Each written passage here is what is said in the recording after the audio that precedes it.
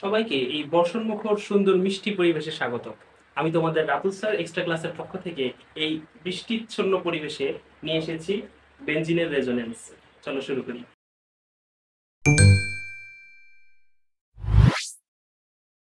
Resonance বোঝার আগে আগে আমরা বেনজিনটা একটু বুঝে আসি। আমরা জানি কার্বন আর হাইড্রোজেন এর যৌগগুলোকে বলা হয় হচ্ছে হাইড্রোকার্বন। এর মধ্যে অ্যালিফ্যাটিক, তারপরে অ্যারোমেটিক আর অনেক কিছু আছে।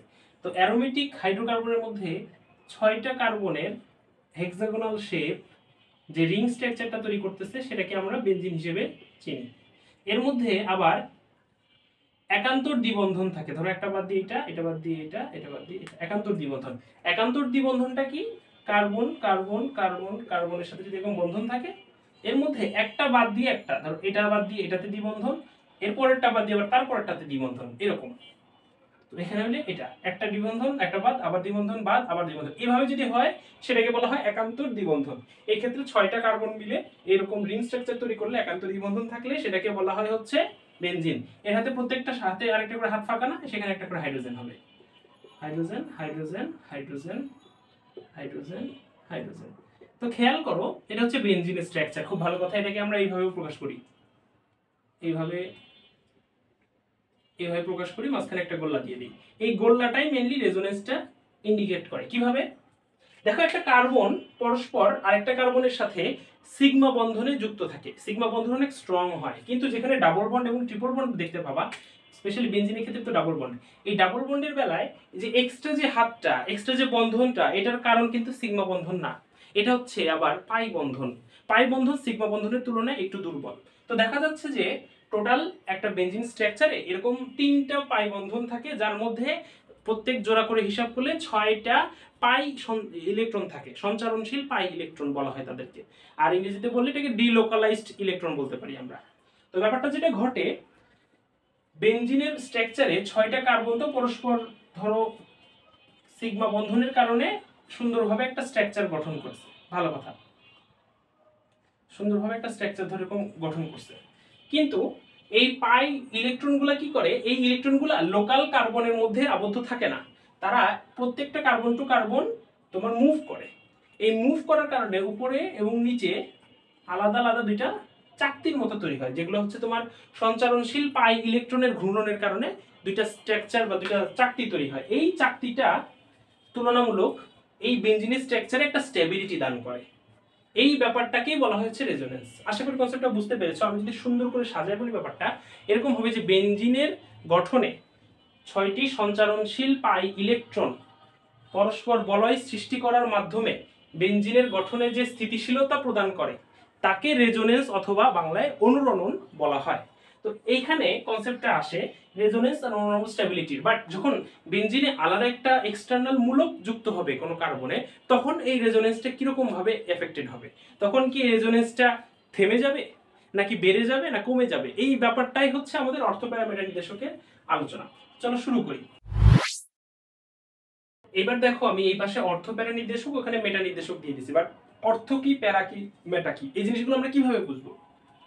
দেখো, একটা বেনজিনের 1 নম্বর কার্বনকে যদি আমরা এটা ধরি, এটা হচ্ছে মেইন কার্বন। এটা হচ্ছে প্রথম গ্রুপ যারা হবে নির্দেশক, অর্থাৎ এই গ্রুপে যারা বসবে তাদের উপর ডিটারমাইন করা হবে যে বাকি পজিশনে আরেকজন আসলে কোথায় বসবে। সহজ কথায় প্রথম গ্রুপের উপর নির্ভর করবে যে দ্বিতীয় গ্রুপ কোন পজিশনে বসবে। এবার চলো পজিশনগুলো একটু আমরা বুঝে নিই। এই যে 2 নাম্বার যে পজিশনটা দেখতেছো তোমরা, 2 আর এদিক থেকে দেখলে 6, 2 আর 6 এই পজিশনটাকে বলা হয় হচ্ছে অর্থ পজিশন। অর্থ পজিশন।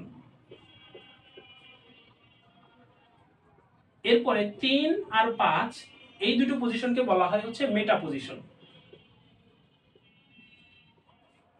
মেটা। আর 4 নম্বর পজিশনকে বলা হয় হচ্ছে প্যারা। প্যারা পজিশন। এইবার দেখো, এই টোটাল পজিশনগুলোর মধ্যে 1 নম্বর কার্বনে যদি তোমার CH3 থাকে, অর্থাৎ CH3 তার সাথে হচ্ছে একটা বেনজিন,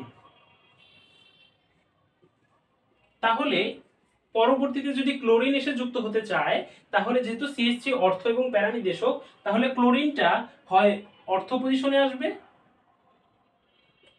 অথবা প্যারা পজিশনে আসবে। আশা করি এটা বুঝতে পেরেছো। তারপরে আমি আরেকবার মেটা দিয়ে বুঝাই। ধরো মেটা পজিশনের জন্য মানে মেটা নির্দেশকের মধ্যে একজন সাপোজ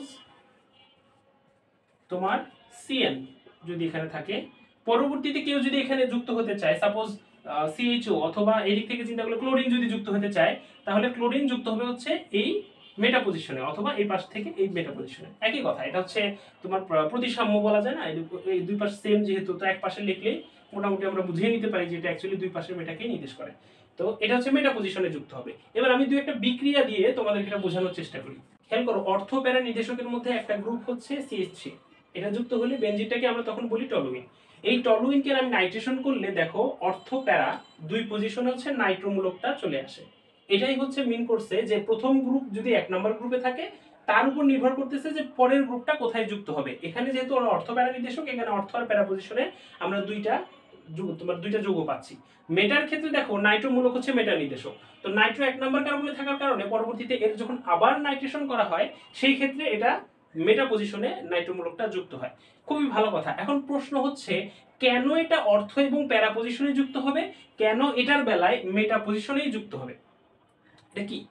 আরেকটা ব্যাপার হচ্ছে আমরা কখন বুঝবো যে অর্থ প্যারা নির্দেশক কারা, মেটা নির্দেশক কারা? এদের কি দেখলেই চেনার কোনো উপায় নেই? হ্যাঁ, এদের দেখলেই চেনার উপায় আছে। যেমন অর্থ প্যারা নির্দেশক আমি যখন দেখাচ্ছিলাম CH3OH, তারপরে হচ্ছে আরো যারা যারা ছিল NH2, সবার ক্ষেত্রেই খেয়াল করো সবাই হচ্ছে সিঙ্গেল বন্ড থাকতে হবে।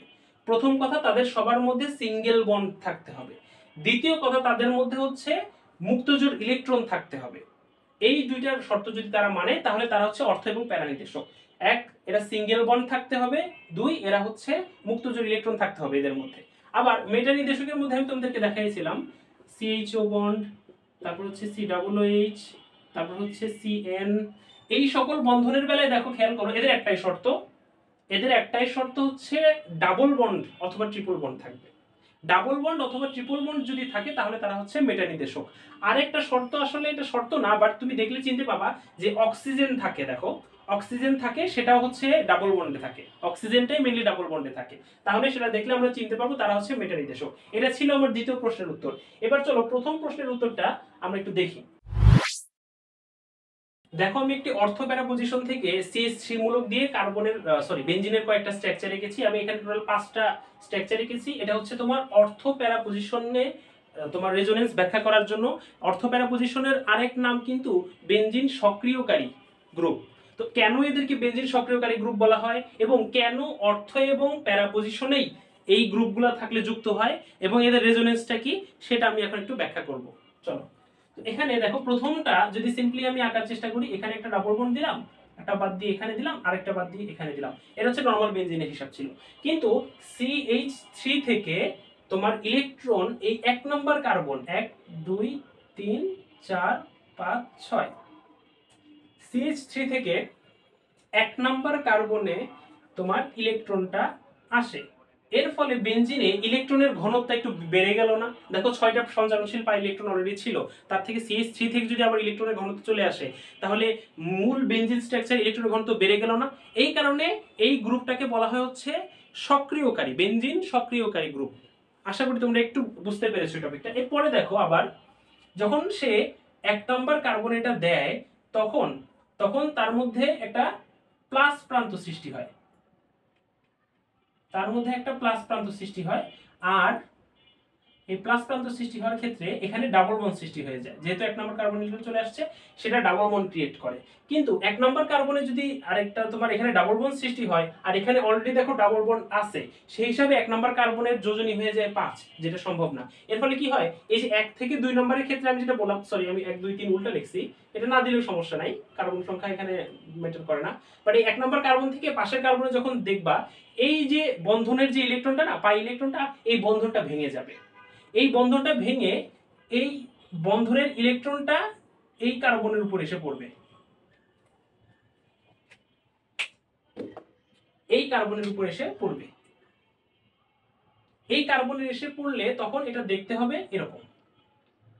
এখানে ইলেকট্রন, যেহেতু কার্বনের ইলেকট্রন সংখ্যা বেড়ে গেছে এই কারণে এখানে একটা মাইনাস প্রান্ত সৃষ্টি হবে, আর মাইনাস প্রান্ত সৃষ্টি হওয়ার ফলে এই বন্ধনটা ভেঙে যাবে আর বাকি দুটো বন্ধন এরকম সিম্পল থাকবে। আশা করি এই পার্টটুকু বুঝতে পেরেছো। তো আমি তাও বন্ধনটা একটু অন্য কালি দিয়ে লেখার চেষ্টা করি যাতে তোমাদের বুঝতে সুবিধা হয়। এখানে একটা মাইনাস সৃষ্টি হইল, খুবই ভালো কথা। এরপরে দেখো এই মাইনাসের যে ইলেকট্রনটা না, সে হচ্ছে এই বন্ধনে সঞ্চালনশীল এই পাই ইলেকট্রনের এই বলয়ের ভিতরে প্রবেশ করার ফলে এখানে প্রবেশ করলে এখানে একটা ডাবল বন্ড সৃষ্টি হবে। খুবই ভালো কথা, এখানে একটা ডাবল বন্ড সৃষ্টি হয়ে গেল। ফলে এখানে যে কার্বনটা ছিল এই যে বন্ধনটা, এই বন্ধনটা ভেঙে ইলেকট্রনটা এখানে চলে আসবে, ফলে এটা দেখতে এরকম হয়ে যাবে। আমি যদি একটু সহজ করে বলি, এই ডাবল বন্ডের যে ইলেকট্রনটা আছে সেটা এই মাঝখানের কার্বনের ঘাড়ে চলে আসবে, ফলে এখানে ইলেকট্রনের ঘনত্ব বেড়ে যায়, একটা মাইনাস একটা প্রান্তের সৃষ্টি হবে, আর এখানে যে বন্ধনটা ছিল সেটা থাকবে। এইবার দেখো এখানে তো অবশ্যই ডাবল বন্ড দিতে হবে আমাদেরকে, আর এটা তো প্লাস প্রান্ত প্লাস হয়ে গেছে, এটাও একটু প্লাস প্লাস প্রান্ত হয়ে আছে। এইবার দেখো এর পরের ধাপে কি হয়, এই ইলেকট্রনটা এই তোমার বন্ধনে প্রবেশ করে, পাই ইলেকট্রনের বন্ধনে প্রবেশ করে, ফলে এই বন্ধনটা ভেঙে এই কার্বনের ঘাড়ে চলে আসে। ফলে এর পরের চিত্রটা দেখতে হবে কিছুটা এরকম, যে এটা প্রবেশ করছে, তো এখানে ডাবল বন্ড আর এখানে হচ্ছে মাইনাস প্রান্ত, আর এখানে একটা বাদ দিয়ে এটা তো অলরেডি এই বন্ধনে তো কোনো সমস্যা হয় নাই। এইবার খেয়াল করো, এতক্ষণ পর্যন্ত সব ঠিক ছিল, এরপরে আবার কি হলো, এখানে তখন আবার প্লাস প্রান্ত সৃষ্টি হয়েছিল আর এখানে ডাবল বন্ড আছে। এই যে প্লাস প্রান্তটা না, এই প্লাস প্রান্ত থেকে এই মাইনাস প্রান্তটা আকর্ষিত হয়, ফলে এই ইলেকট্রনটা এই বন্ধনে প্রবেশ করে। এই বন্ধনে প্রবেশ করার ফলে এটা আবার এরকম বন্ধন হয়ে যায়, ডাবল বন্ড হয়ে যায়, আর এর আগে যা ছিল তা ছিলই। আর এই যে ডাবল বন্ড যেটা, সেটা এই প্লাস প্রান্তকে নিষ্ক্রিয় করে আবার নরমাল করে দেয়। ব্যাপারটা যদি আমি আবার সামারি করি, তাহলে খেয়াল করো, এখানে CH3 মূলক যদি বেনজিনে যুক্ত থাকে, সেই ক্ষেত্রে CH3 থেকে ইলেকট্রন প্রবেশ করবে হচ্ছে বেনজিনের বলয়ে, এর ফলে বেনজিনটা হচ্ছে সক্রিয়কারী গ্রুপে প্রবেশ করবে, অর্থাৎ এই গ্রুপগুলোকে এই কারণে সক্রিয়কারী বেনজিন সক্রিয়কারী গ্রুপ বলা হয়। এই ক্ষেত্রে ইলেকট্রনের ঘনত্ব বেড়ে গেল। এখন এক নম্বর কার্বন বা প্রথম কার্বনে যখন ইলেকট্রনটা প্রবেশ করলো, ঠিক তার পাশে ডাবল বন্ডটা ভেঙে যাবে, ডাবল বন্ডটা ভেঙে তার পরের কার্বনের উপর ইলেকট্রনের ঘনত্ব বেড়ে যেয়ে সেখানে একটা মাইনাস প্রান্ত সৃষ্টি হবে। দেখো আমি দেখাইছি, আর ওই বন্ধন যেহেতু ভেঙে গেছে, এই কারণে দ্বিতীয় ক্ষেত্রে আমি ওই বন্ধনটা দেখাই নাই। আর ইলেকট্রন তোমার CH3 গ্রুপ থেকে আসার কারণে সেখানে একটা প্লাস প্রান্ত সৃষ্টি হয়েছে এবং প্রথম কার্বনের সাথে ডাবল বন্ড সৃষ্টি হয়েছে। পরবর্তীতে এই মাইনাস প্রান্ত যেটা, সেটা বেশিক্ষণ স্থায়ী হবে না, সে কি করবে, সে আবার পাই ইলেকট্রনে প্রবেশ করতে চাবে, পাই রেজোনেন্সের প্রবেশ করতে চাওয়ার কারণে সে যখন প্রবেশ করবে তখন সেখানে একটা ডাবল বন্ড সৃষ্টি হবে, কিন্তু সে প্রবেশ করার কারণে এর পরের কার্বনের উপরে চাপ বেড়ে যাবে, ফলে পরের কার্বনে যে পাই বন্ধনটা সেটা ভেঙে যেয়ে পরের কার্বনের ঘাড়ের উপর ইলেকট্রনটা যেয়ে সেখানে একটা মাইনাস প্রান্ত সৃষ্টি করবে। এইভাবে এরকম আরো কয়েকবার ঘুরতে ঘুরতে শেষ পর্যন্ত দেখো তিনটা পজিশনে তুমি মাইনাস প্রান্ত পাচ্ছ, আলটিমেটলি পুরা বেনজিনটা স্টেবল হয়ে যাবে বা তোমার বলতে পারো স্থিতিশীল হয়ে গেল। তো শুরু থেকে শেষ পর্যন্ত এই পুরো প্রসেসের মধ্যে আমরা দেখলাম কি, ইলেকট্রনগুলো ঘুরতেছে, তার মধ্যে CH3 গ্রুপ থেকে ইলেকট্রন আসছে, নতুন ইলেকট্রন সেও ঘুরতেছে, বা সে ঘুরতে ঘুরতে সার্টেন তিনটা পয়েন্টে তিনটা পজিশনে দেখো মাইনাস প্রান্তের সৃষ্টি করছে। খেয়াল করে দেখো এই তিনটা পজিশন কিন্তু অর্থ আর প্যারা পজিশন। এই অর্থ আর প্যারা পজিশনে ইলেকট্রনের ঘনত্ব বেড়ে গেছে। এই অর্থ আর প্যারা পজিশনে ইলেকট্রন বেশি থাকায় বিক্রিয়া করার ক্ষেত্রে এই অর্থ আর এই প্যারা পজিশনের ইলেকট্রনগুলা সক্রিয়তা বেশি দেখায়। এর ফলে আমরা বলতে পারি যে এই ধরনের গ্রুপ যদি যুক্ত হয় যারা বেনজিনে ইলেকট্রন এর ঘনত্ব বাড়িয়ে দেয়, তাদের জন্য ওই বেনজিনে অর্থ আর প্যারা পজিশনে ইলেকট্রনের ঘনত্ব বেড়ে যায়। এর ফলে ওই অর্থ আর প্যারা পজিশন দিয়ে বিক্রিয়া করার হারটা বেড়ে যায়। এই কারণে তাদেরকে আমরা অর্থ আর প্যারা বলি, অর্থ আর প্যারা নির্দেশক বলে থাকি। এটাই হচ্ছে রেজোনেন্সের ব্যাখ্যাটা। এবার চলো একটা মেটার নির্দেশকের রেজোনেন্সটা দেখি আমরা। দেখো ফার্স্টে এখানে নাইট্রোজেন অক্সিজেন দুইটা, এই অক্সিজেন দুইটাতে হালকা ঋণাত্মক প্রান্তের সৃষ্টি হয় আর নাইট্রোজেনে হালকা ধনাত্মক প্রান্তের সৃষ্টি হয়।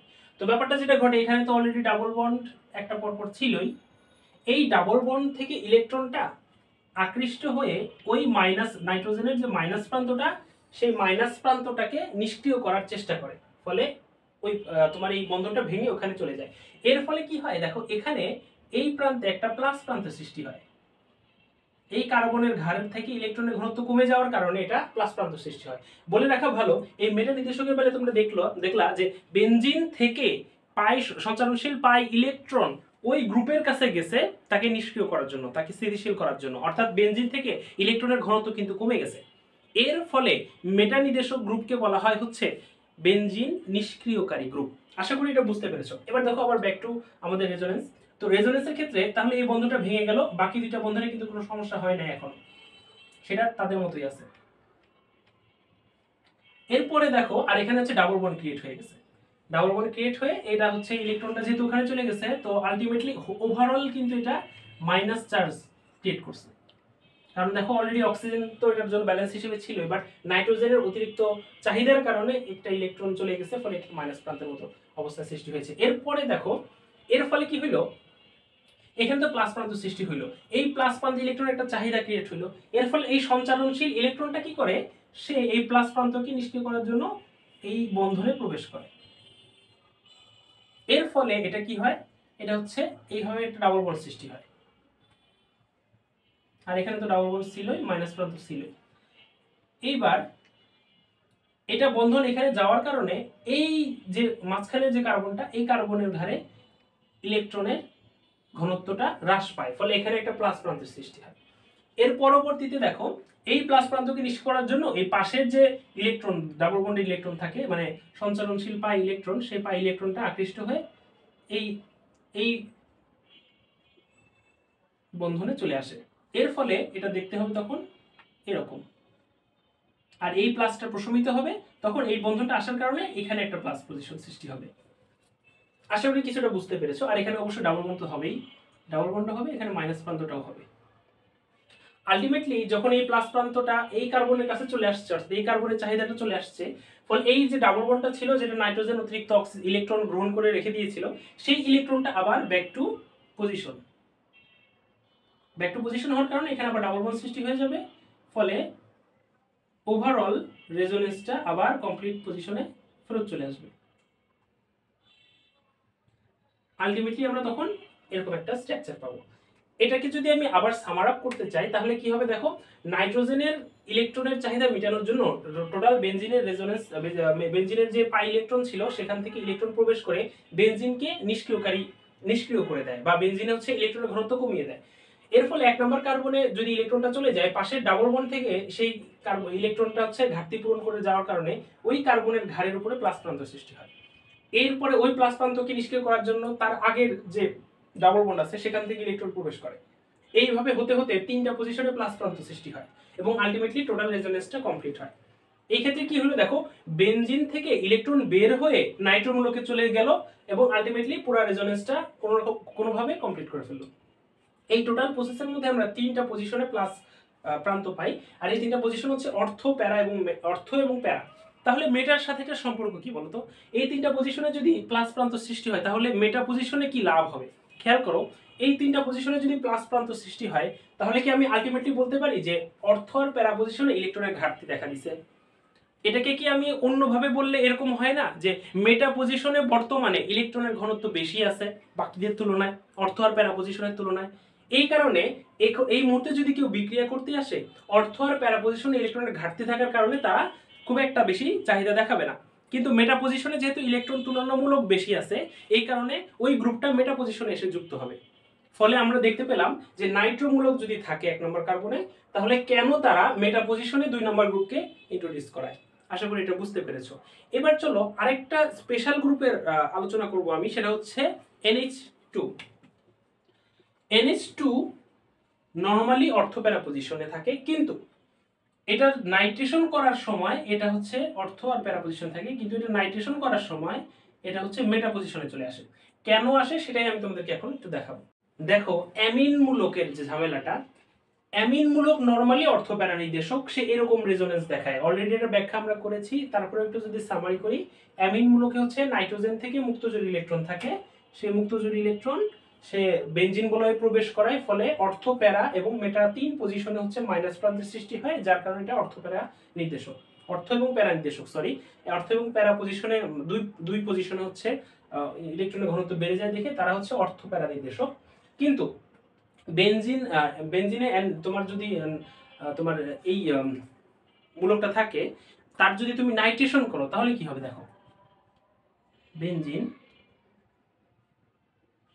বেনজিনের হাতে হচ্ছে আমার অ্যামিন মূলক, এর সাথে যদি আমি নাইট্রেশন করি প্রভাবক হিসেবে হচ্ছে গাঢ় H2SO4 30 ডিগ্রি সেলসিয়াস তাপমাত্রা, ফলে আমি পাবো হচ্ছে মেটা পজিশনে। নর্মাল অবস্থায় যদি আমি করি, নর্মাল অবস্থায় যদি আমি ক্লোরিনেশন, সাপোজ ক্লোরিনেশন করলাম, ক্লোরিনেশন করলে তখন আমি কিন্তু পাবো হচ্ছে দুইটা, একটা হচ্ছে NH2 থাকবে এখানে, আর একটা হচ্ছে প্যারা পজিশনে একটা, আর একটা হচ্ছে